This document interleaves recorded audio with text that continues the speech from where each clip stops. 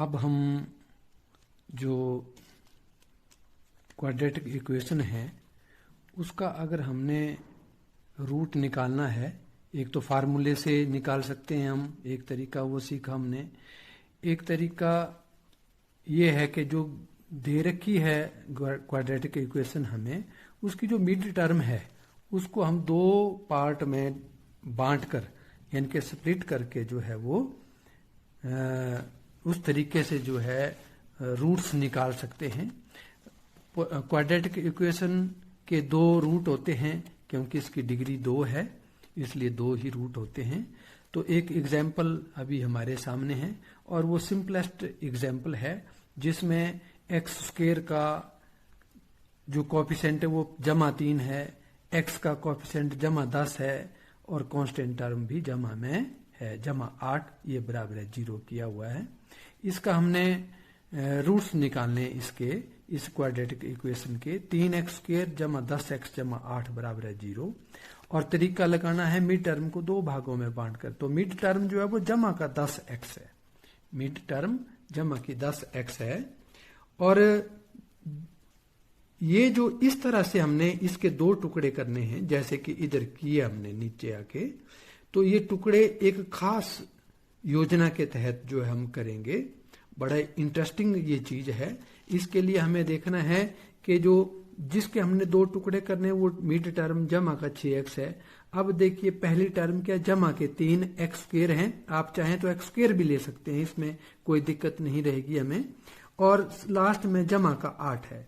तो ये जमा के 3 और जमा का 8 इनको गुणा करके जमा के 24 यहाँ पे देखिए मैं लिख रहा हूं, और x² भी मैं ले रहा हूं, यानी कि बीच वाली टर्म के हमने दो टुकड़े करने हैं और पहली और लास्ट टर्म जो है, पहली टर्म है 3x² जमा के और जमा के 8, इनको गुणा किया तो क्या आ जाएगा जमा के 24x²। अब ये जमा के जो 24x² ये बताते हैं कि जो दो टुकड़े होंगे उनको गुणा करेंगे तो जमा निशान आएगा।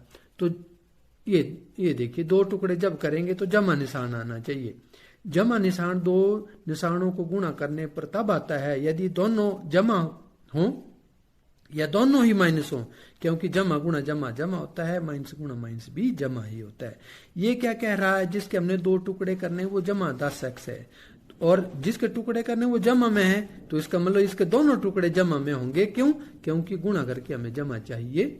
कहने का मतलब अगर यहाँ पे जिसके टुकड़े करने वो जमा में हो और गुणा करके भी जमा आए तो समझ लो सबसे सिंपल फॉर्म है वो क्वाड्रेटिक इक्वेशन की जो हमें सॉल्व करनी है। उसके दोनों टुकड़े एक तो क्लियर हो गया, यहाँ पे भी जमा होगा यहाँ पे भी जमा होगा, एक बात।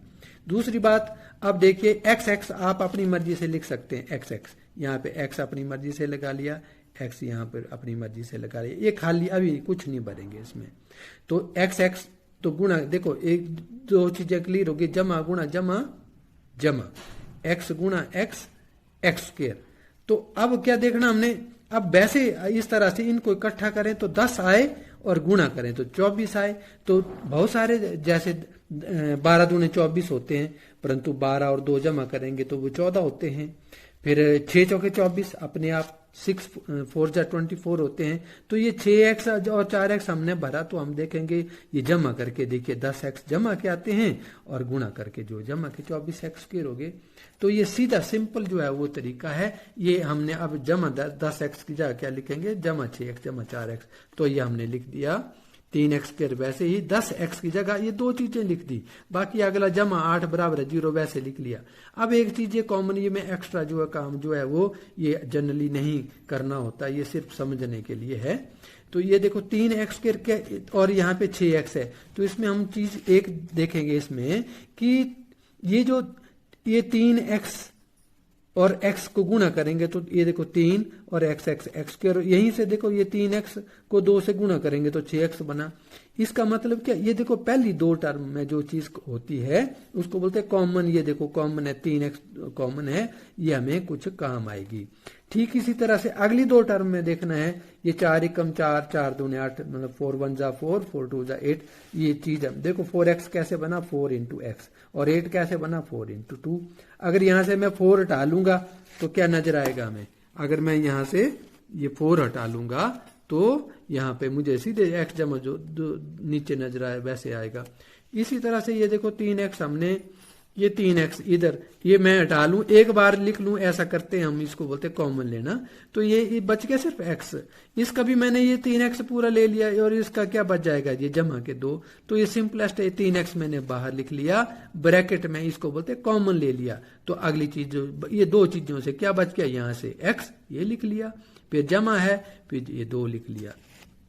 उससे अगली दो टर्म से क्या करेंगे हम, इससे और इससे, ये यूं कह लो इसका काम कर रहे हैं हम, ठीक है। तो ये 4 हम कॉमन ले लेंगे, तो 4 कॉमन ले लेंगे तो यहाँ पे क्या आएगा x, और ये देखो ये यहाँ से क्लियर है, ये देखो 4 और अंदर ब्रैकेट में यहाँ से x जमा की जगह जमा और 2, क्योंकि 4 तो कॉमन ले लिया है, तो 4 दूने 8 होते हैं इसलिए।